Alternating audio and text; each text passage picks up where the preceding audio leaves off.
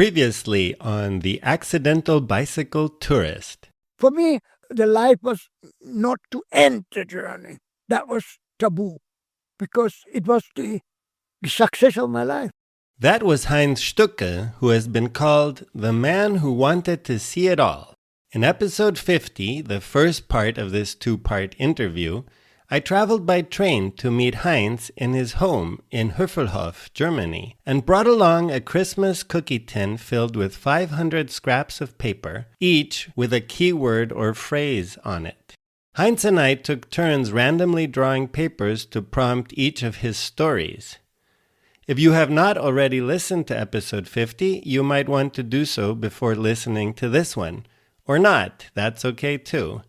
Either way, I hope these two episodes will give you insights into Heinz's complex personality, his encyclopedic mind, and the world he inhabits.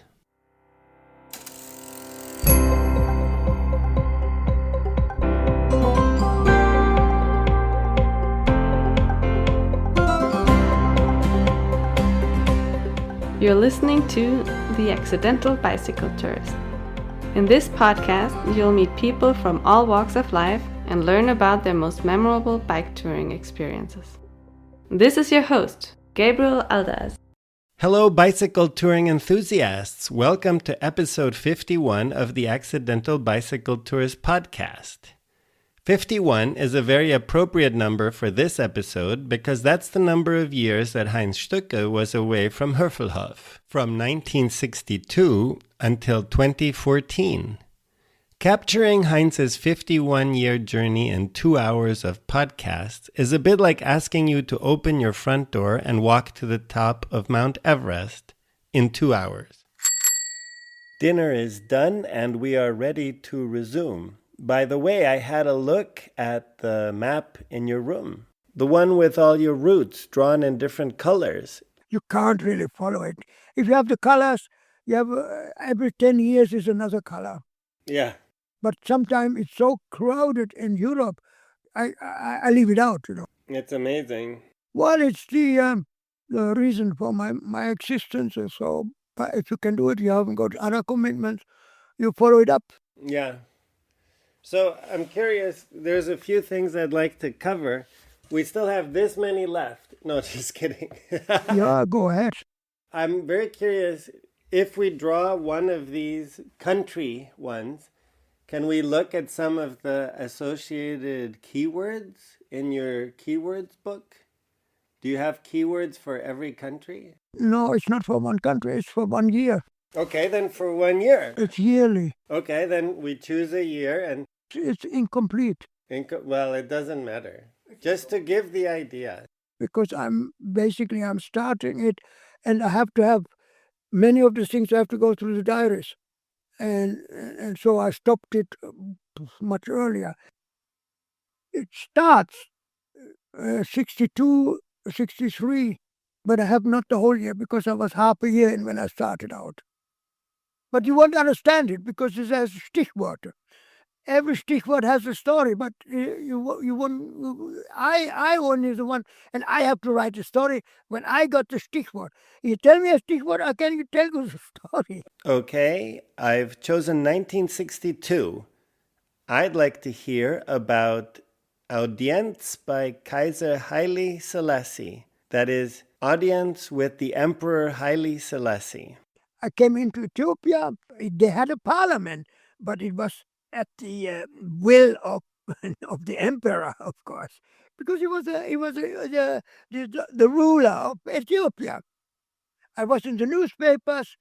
Then somebody told me to come to the parliament to be presented in the parliament. First of all, they made a collection, and they presented me with 302 pounds of Ethiopian dollars. And then one in the parliament was the official documentarian painter of the emperor. So he said, you have seen the whole world with a bicycle. I didn't at that time. He was a beginner. Right. You will meet the emperor. And he is very generous because I was getting money from the parliament because of the newspaper. First the newspaper, then the parliament. At that day, it was his 72nd birthday. So he didn't have time for private audiences. Everybody that was accredited in Ethiopia had to go to congratulate his 72nd birthday. All the ambassadors, there was a long line of cars, all with their flags of their country appearing at the palace where he was congratulated. So for me, there was no chance, I wasn't an official accredited person. So then the person who wanted to connect me with the emperor, he was the painter. But he had painted his likeness into my book. And he said, look, you present this to the emperor and he will sign it and he will give you a present. But the painter was not the one who presents audiences. So it was the Minister of Interior. So he said, yeah, depends on how busy he is. So this guy said, come back tomorrow. So I went back another day to the minister. And he said, I think he's busy. Come back tomorrow. So I said, well, might as well forget about it. But there's nothing better to do. So I went on the third or the fourth day. He said, come, let's go. So we went across the palace ground into the palace where he had his audiences. So we went into some, almost like a church-like building where on both sides were kind of benches and full of people that were supposed to petitions, whatever their problem was. And they were not sitting, they were kneeling on the ground, And somewhere, whenever they were further towards through the middle gang, I could see the throne or the chair where this guy was standing. Yeah, he's my size, 165. Very small guy. But he was the emperor. So we went through, the people were all prostrated on the ground and kissing the ground and bowing. And we went straight through there. We went straight to him. And he presented me. And the emperor said, oh, you speak English. He had been in exile in England briefly. So he spoke only some. And then it was translated into Amharic. But the minister translated and says, why do you come to Ethiopia? It's a difficult country. How do you come by bicycle? Are you traveling the world? Are you on goodwill? And so it was like, 5 minutes. And then he presented a dictate to the minister. We walked out again, and the minister in his office said, well, the emperor, we have a, how do you call it? A paper. How do you call it when it's an honorary paper? Like a certificate? It's like a certificate, but it's more than a certificate. Paper of recognition. Okay. Emperor of Ethiopia, A4, stood something drin. Heinz Stücke is entitled for 1,000 Ethiopian dollar to be able to change it to bank, So I went back to my place, and then what to do with the money? I could go to a bank and get American dollars for it, So I got about 500 American dollars, a lot of money in those days. So the audience was successful. And I bought a gun because I thought in Africa, it's wild in 63, you need a gun, for hunting, for bullshit. Anyway, I bought a gun. And it wasn't a good idea because I had a lot of difficulties later. I almost shot people in a bar once where You almost shot somebody? I shot somebody, yeah. Because the gun went off without my knowledge. Oh, gosh. Yeah, because there was a bullet in the barrel. It's a combination gun, 6mm. It has a long barrel and it had a short barrel. You could take the long barrel up, and it was like a handgun, a small handgun. And I had that time, it was sometime later, I had a handgun in my pocket, and it was hot, and I've been drinking beer. I was a long time in the bush, no village, no nothing, and hot 40 degrees. And my water was finished, and I finally got to a little hut on the side of the road, and they had beer. And I drink beer, 1, 2, 3, 4, 5, but 4 or 5th beer, I start to sweat. Of course, the bar was full of Africans. It was the colonial time, eh? I was still a boss. This was in Zambia. Sweating all over. I put the gun on the table. We put the gun on the table. The people were looking. Okay. So what I did was take off the magazine. There were about 13 bullets in there. So I put out of the magazines, I put them all on the table. My hand, put them in my pocket.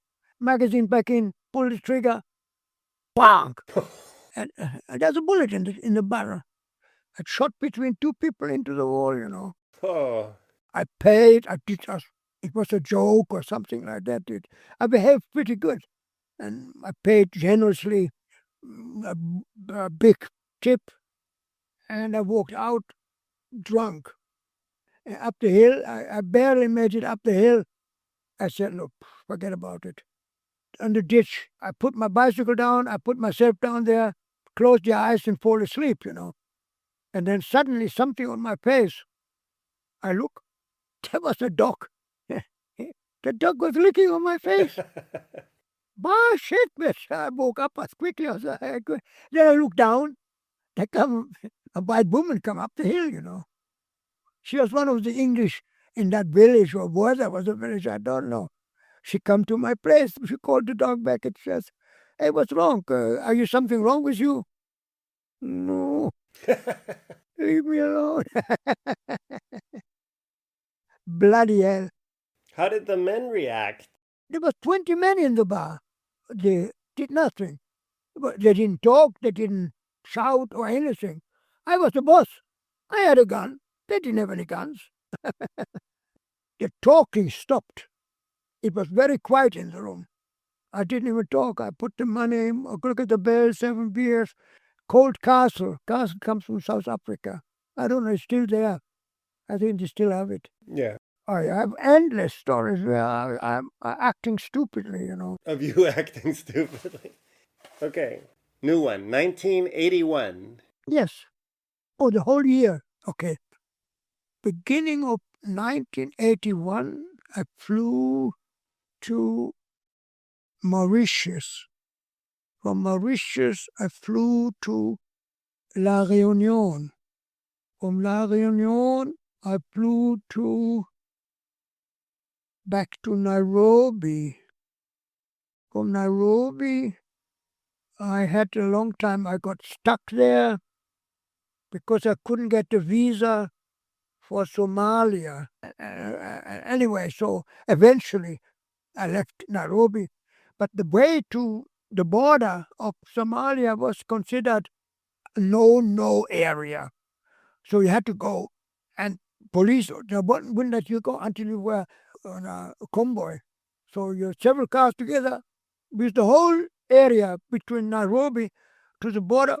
And with one of the convoys, I went to the Somali border. Then I left when I cycled through the bush. There was no marked route, but I knew where I was supposed to go. But I had a lot of interesting incidents. I came into an area where there was a lot of camels, and they had never seen a cyclist. And they got so upset that they stampeded. And they stampeded around up and down the hill and towards me and down back again. And they trampled each other. They trampled each other, you know, it was too many, they were so upset. And I was upset too. You know. That was before you get to Kismayo. And so that was, see, we are in Somalia, or what were we? Actually, we were in 1981. Oh, 81. That was because it was all 81. End of 81, I was already in the Yemen. And in 81, Christmas, I was in Jeddah in Saudi Arabia. So how did you get a visa to Saudi Arabia? In the Yemen, somebody from the embassy said, we can do something for you. The guy who was friendly, the others are not friendly. I never met an ambassador anywhere in my journey. But usually I had to do with my passport extension. Sometimes they were friendly. And this man was friendly, and he said, oh, yeah, you want to go to Saudi Arabia, it's very difficult to get a visa, but we can help you. So he gave me an order to go to the German embassy in Jeddah at the time, and you have to make a presentation there. With the letter of the embassy, I could go to the Saudi embassy to get a visa. But they said, but how do you go there? I could never say I want to go to my bicycle. We want to get a visa. So I said I will go with public transport. They said, yeah, this is public transport. We don't have public transport. Okay, by air. Do you have the ticket? No, I didn't have the ticket. So I went to German airline and said, look, I need a ticket to go from Sanaa to Jeddah to Damascus. And I told them the story. So they issued me a ticket which was not valued, I didn't have to pay for it. Okay. So with the ticket, I went back to the embassy and they said, we gave me the visa. And then I entered the country on a very difficult route where there's extra. They destroyed the road. They didn't want everybody to come to Saudi Arabia, Some of the desert areas in the empty quarter, some you can go from there, from the Yemen. A lot of people, Yemenis, they work in Saudi Arabia, but they didn't want them. So the road, the last 5 kilometers were absolute ridiculous, one hill, big rocks. And some people that came, that wanted to go to Saudi Arabia, they had baggage, they had to stop, and there were people waiting down below, and to put them on a camel or on a donkey, and that they were transported up the last 5 kilometers to the entrance of Saudi Arabia, which I did the same. My bike went on a donkey, and we went up the road. I carried stuff, the donkey carried my bicycle, another partly luggage was on the donkey, on another donkey. Because first of all, I said I carried the bike, but some other donkey came and said, stupid, come on, put it up on the donkey. Got pictures in the booklet with the donkey. So how is the border control? I got the visa. Good luck. Stamp it, finish. You enter in the country. Never anybody come there with a bike on a donkey. But I was stopped all the time. I was 144 times stopped and said, bike, what's your permit? Or sometimes on the road, they said, you're not allowed to go by bicycle. Put your bike on the pickup. I said, I refuse to go. I got to go by bicycle. And in such cases, I'm getting angry and I have my way. I just throw the bike on the ground, stand in the middle of the road. They have to kill you. A car coming, out comes a wallaby. When you're in the Saudi Arabia, they have a long clothing on. He looks at me, looks at the bicycle. Oh, I read about you. Believe it or not, my agent in London had told the story to the Saudi Airline magazine. And the guy has just come back from America. He spoke good English. And he had seen it in the in-flight magazine. You can see the in-flight magazine. He's here. And he saw it and he said, what's the problem? He says, this guy doesn't let me ride a bicycle. The guy talked to this guy. But this guy was a religious policeman. He doesn't want it. So what was agreed upon? Okay, the others, I said, you go front, I go in the back, and the cyclist goes in the middle. So the next place, we come to the authorities, you turn me over. So we rode about 20 kilometers. I in the middle, the guy behind, the other one in front, the one who had forced me to put my bike on the pickup. And in the place, he turned me over to the official police. He wasn't a official police, he was a policeman, but he was a plain clothes policeman. And he saved his face. He went, okay, good luck. And the policeman said, what do you want here? He didn't have any intention to do anything with me, And the guy who was behind me, the student, where I had stopped him, and he said, come, let's go and eat. And then we ate at the same place. Then he said, I'm living in Medina. You come and visit me. Wow. Okay. Or 200 kilometers further on, 2 days later, I was at the place. He was right on the outskirts of Medina, so I didn't have any controls or anything. So I went to the house, and then he drove me around Medina in his car with curtains on. So we could look around, because he knew I wasn't supposed to be there, And then they had a big festival. They killed a sheep, and all around in a big room in his house was 8 men, bearded men. Can't no women. You don't see the women, of course. And there was a plate in the middle, 2 meter in diameter, and in the middle was a heap of rice, and in the rice, hidden, was a corpse of a sheep, an entire sheep that I know, burnt, and so the people are just no spoon, no knife, no nothing. That was so well done that you can pluck what you want. Was richtig, and the guy who decided opposite from him the table was decided what good pieces were from the head, and he threw this over to me. Very good. Okay, time to draw a new one. I got a blue coffee. Coffee is coffee. Coffee is coffee. In the morning, I want a sip of coffee. In the evening, I made coffee in my tent, and I put it in a bottle or in the container. You know, my feet was usually cold, so I put it in this the sick containers. Yeah. And it's hot inside, and you put it on my feet, but not with the metal. I made a leather cover on it, soaked, sew it on, hot, drying. The leather dries, it ties itself on, and it's completely. The bottle is covered by leather. Insulated. Yeah. It's a very good one. Mm-hmm. Yeah, solid. You know Petra, that's in Jordan. But in Saudi Arabia, they have another Petra, but it's off the main road. And I wanted to go and see there. But they didn't let me inside because maybe it's not presented for tourists or something like that. But I could see some of it. So on that way, there were traditional Arab tents. I was invited to coffee, green coffee. I've never had that before. It was coffee beans that were not roasted, and then mashed and put into a pot and then added to it water. And but it was solidly caffeine, but I've never had a green coffee, you know. Did it taste good? Yeah, because I was several times on coffee plantations. You have seen coffee trees? Yeah. So the red berry. Mm-hmm. And I noticed from people that work there, every so often they put a bean, not roasted, just a fresh bean into their mouth and crushed it and pick it out. It is full of caffeine. It's a drug. Mm-hmm. I spent some time on a coffee plantation with a German director on the slopes of Kilimanjaro.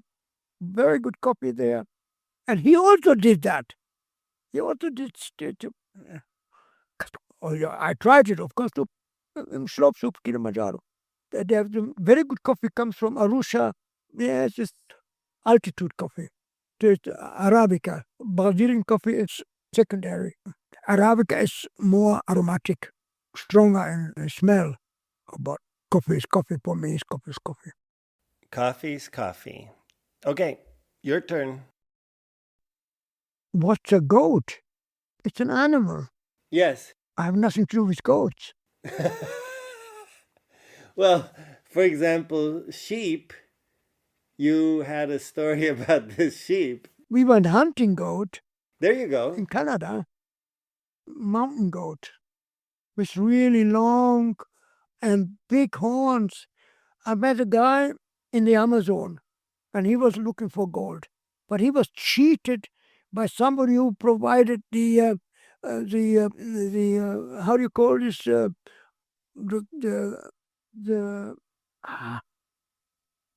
when the claims. Oh, yeah. It's government claims where you can look for gold. But he was cheated by this guy, Paulik. I was also with them in the Amazon in a gold hunting camp. But I met him briefly in our camp. And he was already angry about Paulik. Each one had paid $3,000 for the claims. And the claims were staked out. But there was no gold. So it was right as a betrug. It was a swindle. A crook. Yeah. And he came to our place briefly one time, and I met Seb Ryder was his name. And then I left the camp because a geologist came from America, and he couldn't deal with Paulik, the one who had the claim for Eistedt for 5 weeks, Everybody hated Paulik, who was actually cheating Seb Ryder, but I only knew about it later. So eventually we decided to leave the camp, and everybody left the camp. So at the airport, we had to go a long way on a canoe before we got to the small little airstrip. And there I met Seb Ryder, and he told me about the cheating. Mm-hmm. What's the proper name? Come help me. The swindler? The swindler, yeah. Second time around, when I was in Canada, there was a lot of German community in Vancouver, and I was among the German community, and I always make slideshows in the German clubs. And there was a guy who told about a Sepp Ryder who had a workshop on Vista. That's where now the skiing area is. Oh, Whistler. Whistler, yeah. Mm-hmm. And he had a workshop there. He was a mechanic, and we met there. He said, "Come, I'm going to see Sepp Ryder." Sepp Ryder, I know this guy. So because it turned out that he was the guy that I met in the Amazon, But he had in the meantime given up all of this, and he was trying this, trying that, So he had a workshop on the way to Whistler in the valley. And that's true. I remember you. Paulik was a cheater, was a crook. And as I was in his place, I went with a guy from Vancouver, and he said, "We are going hunting." Well, I said, "Okay, we go hunting." Well, they had plenty of rifles there. You got to have a permission to do that. But at that time, it was pretty easy to hunt mountain goats, So we started hunting. We went up the mountain. We couldn't look at the the binoculars. Binoculars to see where they were the steep roads there, ice hanging up there. It was in the middle of winter. Of course, you don't get permission to hunt in the summertime, So we went up the mountain, 3 of us. Eventually, we came up on a point where they wanted to turn, where it was looking like an overhang, where there were a lot of icicles hanging down because it was cold. And normally you stick together, but I decided to go on my own. I go a while on my own, but I see a mountain goat. First shot, missed. So a second shot, the goat fell down a wall and looked down, stayed down 30 meters down below. And I tried to get there. My God, tried to climb on strips of trees and things like that. And I got to the goat, and of course you have knife and things. I open it, I cut it out, and hang it around my neck. I came back to the camp. They had not shot nothing, and they see me on the way down. They suddenly rejoined, and I had that dead goat on my neck. You bloody, how do you do that, But the second day, we went again hunting, so they got one, So, Mm-hmm. So that was Sepp Ryder. Good. And that was a goat, yeah. And we ate it later. It was specially prepared. It was really good. Although wild animals have a strong taste. Let's get one more year. There we go, 1977. First time I put foot on the European continent. 77 in Istanbul. And I was pissed off there because one magazine, the biggest magazine in Turkey, is called Hayat. It's a illustrated magazine. And I've never sold that many times in an illustrated magazine in succession. 5 issues. On the front always a pretty woman. And in Istanbul, I organized, he said, he wanted my story. He gave me $200 for it, but it was supposed to be one story. But because of he said, he used my booklet and he copied the whole booklet into Turkish and put 4 pages or 5 pages, and for 1 week later, the next issue again and again, and I couldn't wait so long. So I went on, and when I came back to get my pictures, he had mucked up my pictures. He disappeared, the pictures, the original slides that he had. So I had a quarrel with him in the office, but what can you do? The pictures was gone, But that was unique. I'd never so many issues of a weekly paper that my story was word for word translated from the booklet that I had with me at the time, all together for $200 paltry. You can see the magazines here. You have them too? So in Turkish? In Turkey, yeah. I got to finish that book, but it's a lot of work. I stopped since I'm bedridden. Yeah. Because I need to write clear. I need to go additionally information of my diaries. You want to see it? There they are. Oh, in the cabinet? In the cabinet, you see all the back of it.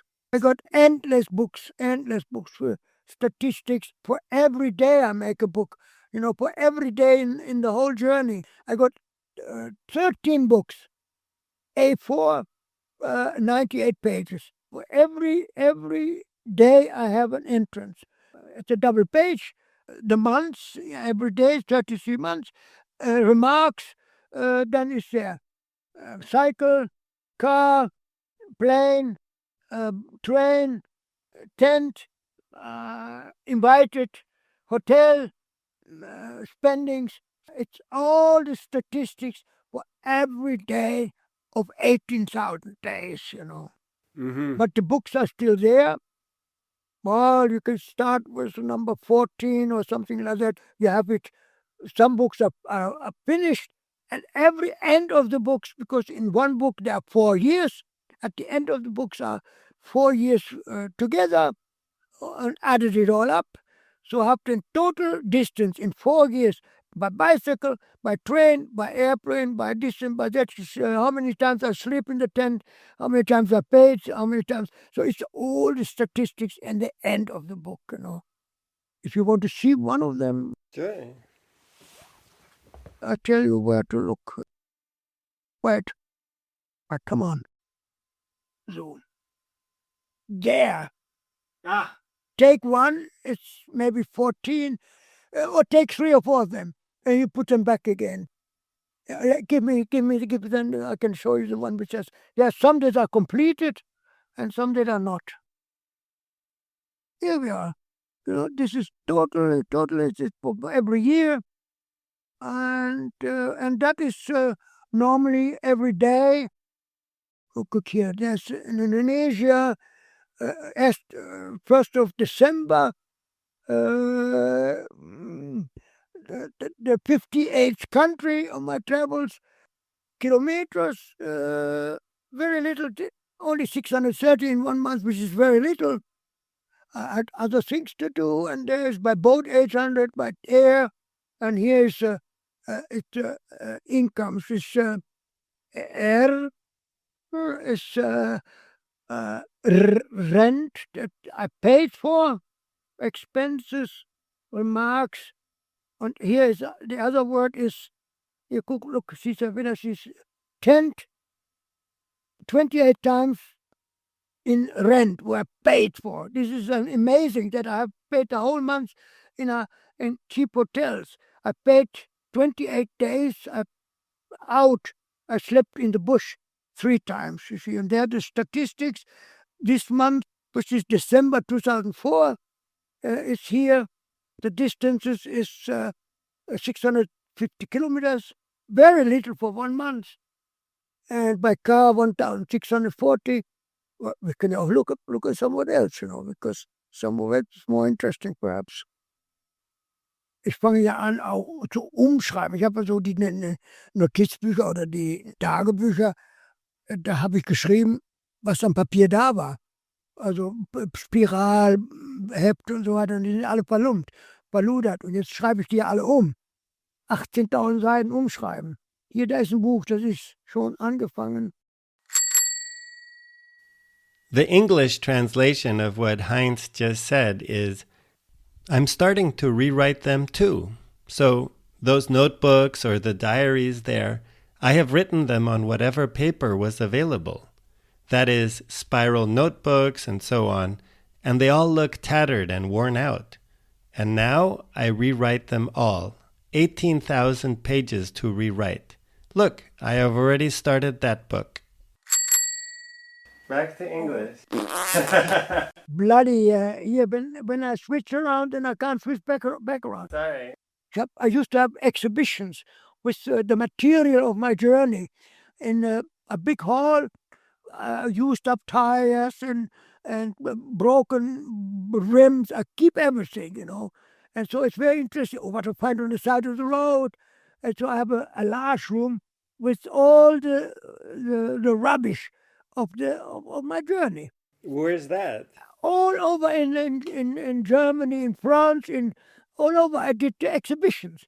I don't talk on the stage, but I sit behind the table, and the people look, and I have my book there. That's English book. It's 10 years since and I sold every show.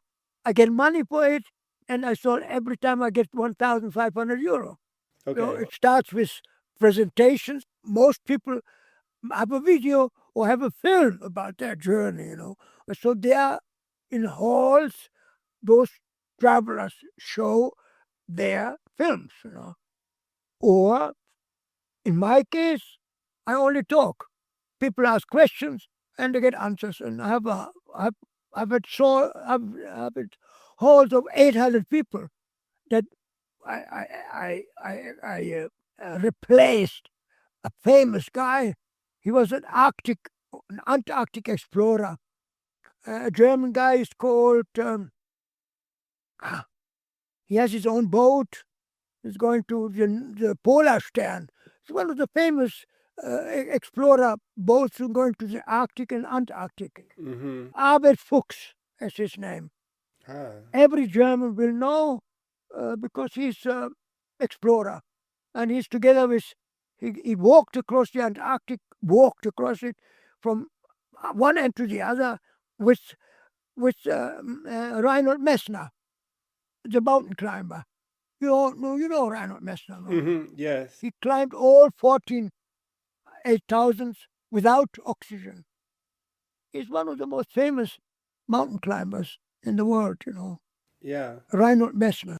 But when you said walk, you mean on skis. They went across Antarctica on skis. They had a sledge. Yeah. Where all the provisions were on. They walked, yeah. No, but they were on skis. They skied. Skis or snowshoes. Oh, well, I think skis are and much faster. I don't know. But they're in the Guinness Book of Records because there was the first one who did it alone, a Norwegian guy. Oh, you mean Roald Amundsen? Amundsen did the Norwegian, the first one. Yeah. And then Reinhold Messner and ABT051 is also in the Guinness Book of Records at the fourth place that they walked from one end across the South Pole to the other end. So that's quite something. And the Amazon is the same. People go to the Amazon, disappear there. They're still looking for Colonel Fawcett. I don't know if you heard of him. An English guy who was traveling with the Geographical Society. He disappeared. Nobody knows where he disappeared. Nobody knows. They think it's on one side, which is almost past the part of the Amazon, but nobody knows. Nobody had found remnants of him. And he went alone with one guy because he didn't want a big expedition. My friend here, this guy is James Strout. You see the picture there? Mm-hmm. Down where he has a picture in his hand. Yeah. He tried to find him. He had an expedition in the Amazon, but he was attacked. He lost his canoe, and so it was a fracasso that he tried to find Fawcett, because he's English, and Fawcett is English Geographical Society, ABT051 was the one that went with Reinhold Messner across it, and he was the one in the show, and I replaced him because in our winter, he has to go in the summer. So he had a new idea to go to the Antarctic when here was winter, but in the Antarctic is summer. So he wasn't available.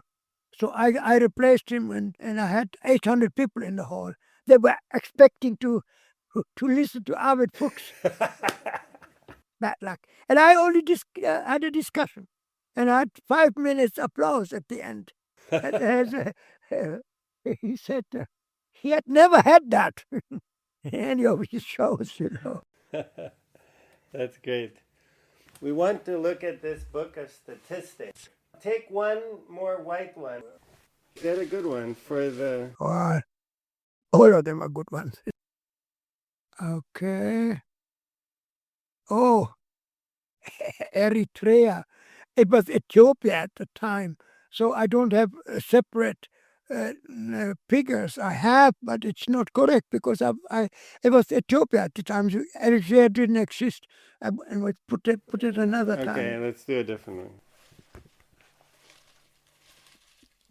But I had a good time in Ethiopia because the women were very easy to get. A white man, you could sleep with many women, and they're beautiful. They're Fulanis. It's a tribal. They are animal people. They have cows and drink milk and become tall and beautiful. They have not African faces. They have very narrow faces. Very, very different. Namibia.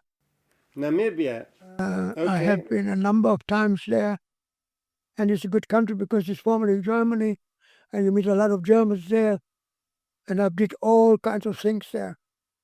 I cycled across, I'm through the desert, through the Kalahari, then another route that was built. You can find out. I hope it's there. All dates are there. Let's see. Namibia, here we are. You got the entries? Yeah. Oh, wow. 5, 6 entries. Yeah, 8.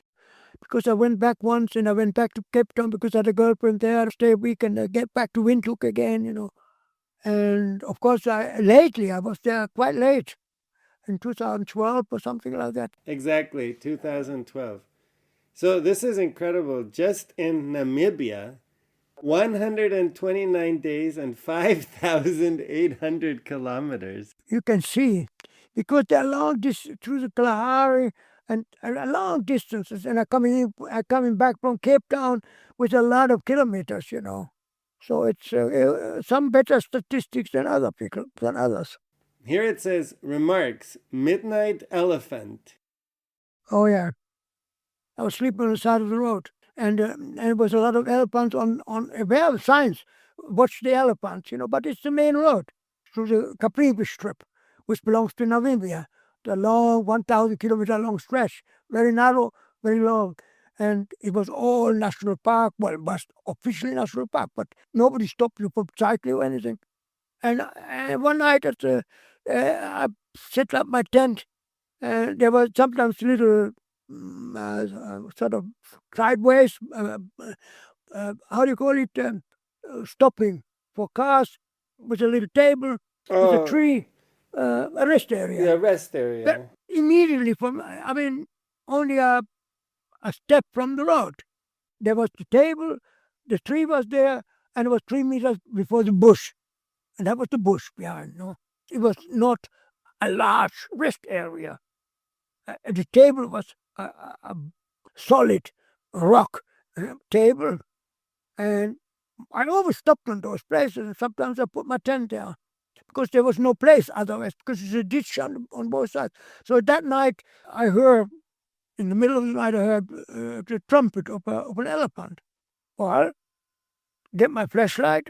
I had a very good flashlight, which was pointed ones. You have the pointed ones. For example, when you have this, you have... you can go, and it was strong enough to cross the road, and had a special one to see, because the trumpet came from the other side of the road. So I was looking, couldn't see anything. Then I look on the other side, and the elephant stand behind my tent, and I blinded him. And he didn't like that, But light, he didn't know what to do. Was waiting quite a while there. Then he retreated. You don't hear, because they can walk in the bush and you never hear them walking because they have a big foot. And I don't know, it's a funny way of walking. They don't, have you ever heard them? So he retreated, and he was standing about 20, 30 yards distance, but he never moved for quite a long time until he disappeared, Well, if you make them angry, they wipe you out, I told him my tent was a bit small for him to sleep in my tent. All that's left now is to look at one of the countries documented in your many, many filing cabinets that are behind me. I notice now that you have also a filing cabinet labeled podcast. It was some people that wanted to make a podcast. They wanted to make 1 hour for every year, so 50 podcasts. So I started with it and I said, look, I collect everything for those many years. You also come with years, So I have started the archive to make the podcast into 50 years. They had all the equipment here. They spent 5,000 in cameras, in flashlights, but it was not even started. Those people were busy with other things, so they didn't have the time to go into the podcast. So if you open the drawer, you will see the 50 years there. Look. Oh, wow. But all these podcasts that people make of you, you never actually listen to them. Well, I can if I want to. Yeah, I know, but... I was a Canadian one who had a couple of hours. I heard that one. Paul, I don't complain about it. No. Okay, so let's figure out what country we're going to search for in your file cabinet. I'm going to draw a white paper. Chad. In the middle of Africa. I couldn't get a visa for Bulgaria, and they went back to Niamey in Niger. So I applied again for the visa in Niamey, and they said, 6 weeks, come back in 6 weeks. There was overlanders with a Bedford, and these people were going through to the South Africa. But Nigeria border shut. Nobody could cross borders in Nigeria. The only way to get into Cameroon and to get further south was through war-torn Chad. A whole lot of cars congregated at the border from Niger to the Chad. And they were going in a convoy. I said, okay, I'm going with them. I left the bicycle in Niamey, and we went on by car. And we had all together probably 7 vehicles, and we started together. Shortly afterwards, already got stuck in the sand, Although everybody had plaques, how do you call them? If you get stuck in the sand, you put it under the wheel. So he started and he grabs the steel, but the steel has holes and it's rough, so that the wheels can grab on it, All of them had those, or some smaller ones, For small vehicles had smaller ones, but everybody had to have them. Planks. He retreated, and the plank lifted and tore away the tank. Oh. All kerosene in the desert, Well, we all stopped there, but what can you do? This advice. Actually, they were left in the place. They later came. We met again in Chad. Many days later, they made it through, but they went first back and they got a new tank or whatever. And we went on, and then there was a military stop. And the military, they banged on the cars, air down, air down. The Volkswagen Bully was also there, which is a cult auto now. Everybody has a red and white Bully, It's a famous car now.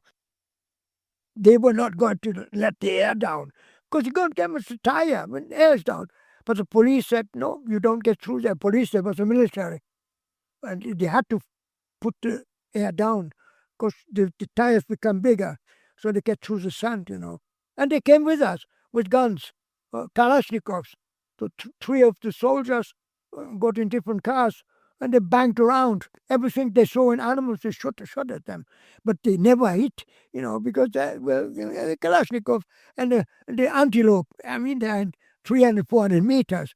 You don't hit them, Anyway, a couple of times it happened when they just shot at some antelopes in the distance, We got stuck because we followed the Lake Chad, and the Lake Chad was dry.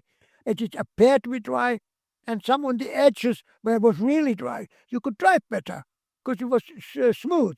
But you have to be careful because one time we were almost on the other side where there was a little bush area, and our Bedford truck went down underneath the hard cover.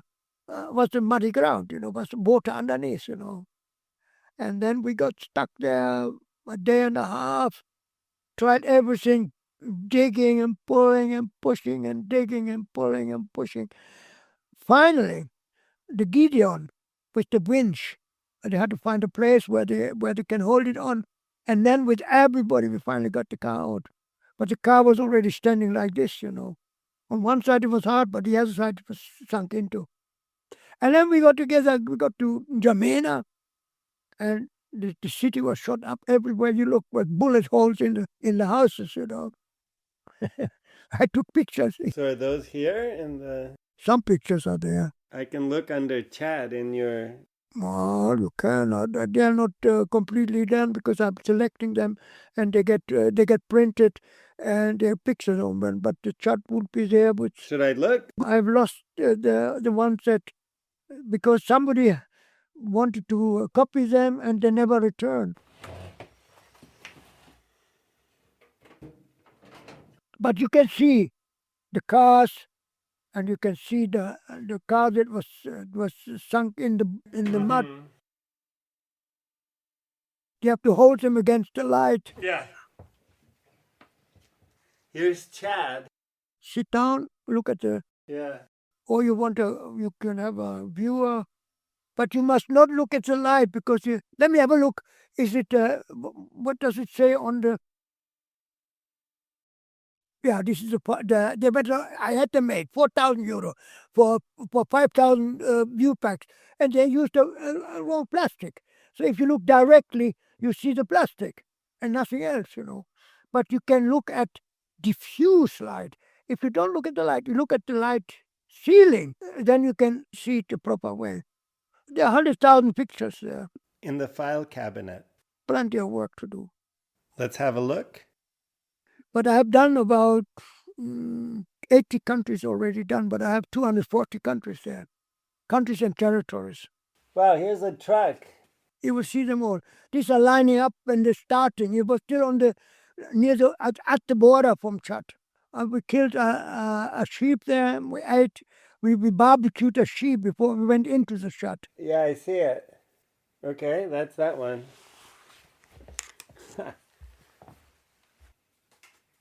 I have a look.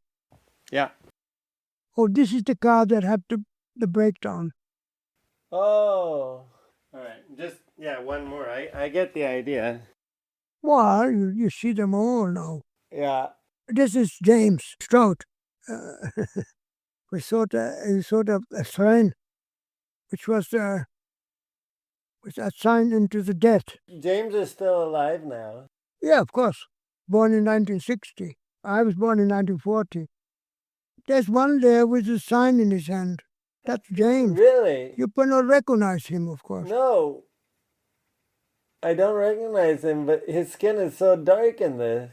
Oh, he was a young student. Yeah. Here's the Gideon, the cards, the best one of all. And we see the one that sunk in. Yeah, there's a lot of sand there. Sometimes the truck gets out of the sand, but the planks are back, and so they have to come and bring the planks back, Yeah. Because once we get going, you got to keep going. Yeah, you're going to go. Not stop again, you're stuck again. Exactly. Only a few more.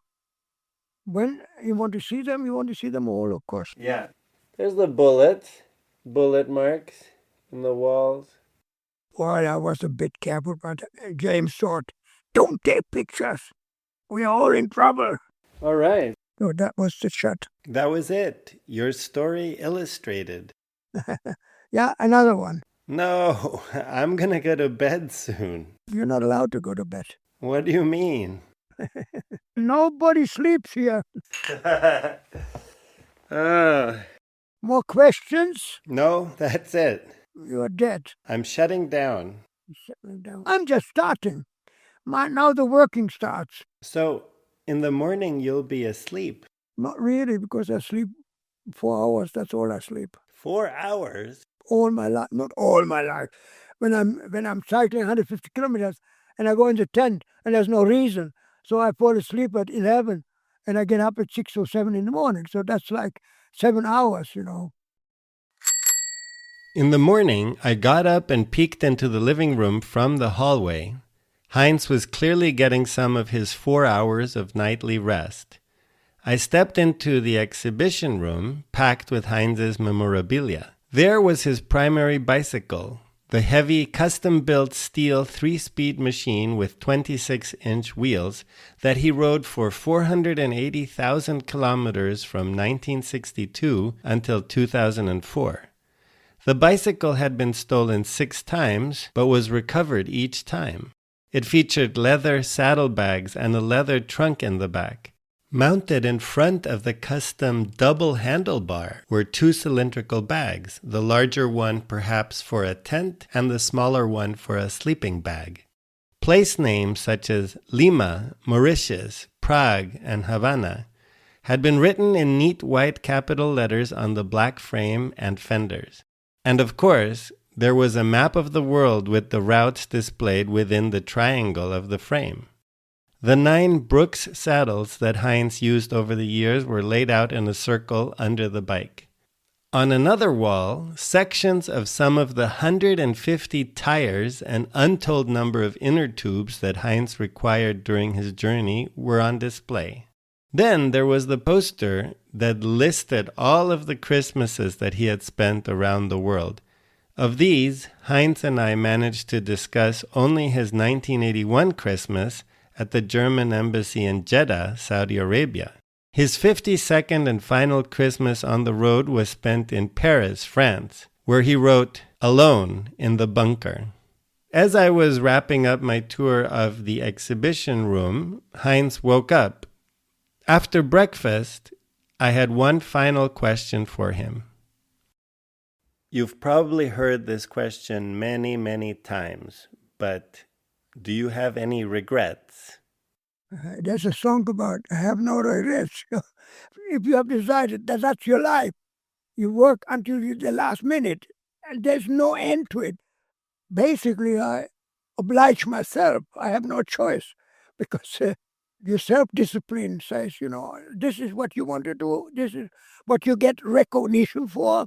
Most people want recognition for what they're doing, But to get recognition for working on the assembly line is not much of a recognition, But this guy who works 8 hours on an assembly line can have a hobby, like a collector, like somebody is collecting stamps, or she wants to have all the stamps, and he's fulfilled with an activity that he can decide that he puts all his free time into, and that's a compensation for this. The assembly line is you have to eat, you have to drink, you have to have money, and he accepts that. And if you have a family, of course, you have even bigger problems. In my case, I'm lucky because I'm a one-man person. I can decide for myself. But if you have obligation, like you have a family already, well, you're stuck. But it's only 8 hours, so he can concentrate on whatever field of interest he has, but where he might not be able to make a living with it. That's like a hobby. But if you can make a living with your hobby, you will do it full time. Yeah? Artists are basically creative people. And if their art sells well, he will do it all day long. It's the content of your life, and you get your satisfaction out of it. There's no moment where you don't think about what you're doing. And you need more than 24 hours. For example, I sleep 4 hours a night because the archive of the traveling it's an endless job. And until the last minute, I will full time be immersed in what I've been doing all my life, You never ask, did I want to do something else? Because the world is big enough, so I can always find a new country. It doesn't apply. The question doesn't apply to me. After interviewing Heinz Stücke, I was reminded of a hilarious novel by Swedish author Jonas Jonasson called The 100-Year-Old Man Who Climbed Out the Window and Disappeared. The main character, an explosives expert named Allan Karlsson, led an eventful life that intersected with numerous historical figures and events.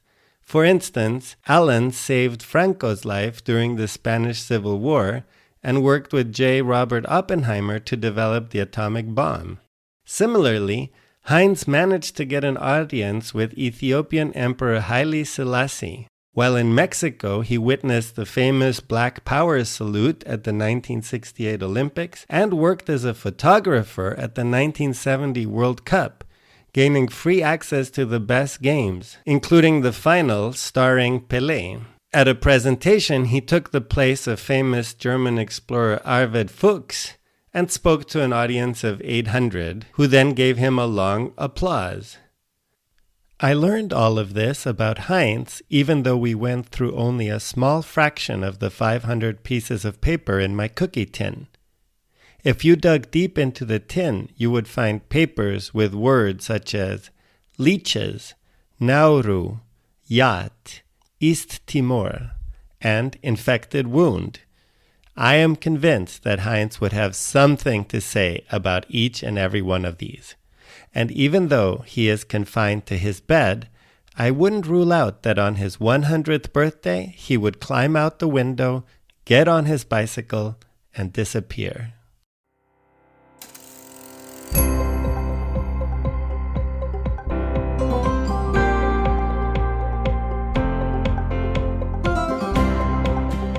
The transcript for this episode is available on the Accidental Bicycle Tourist website.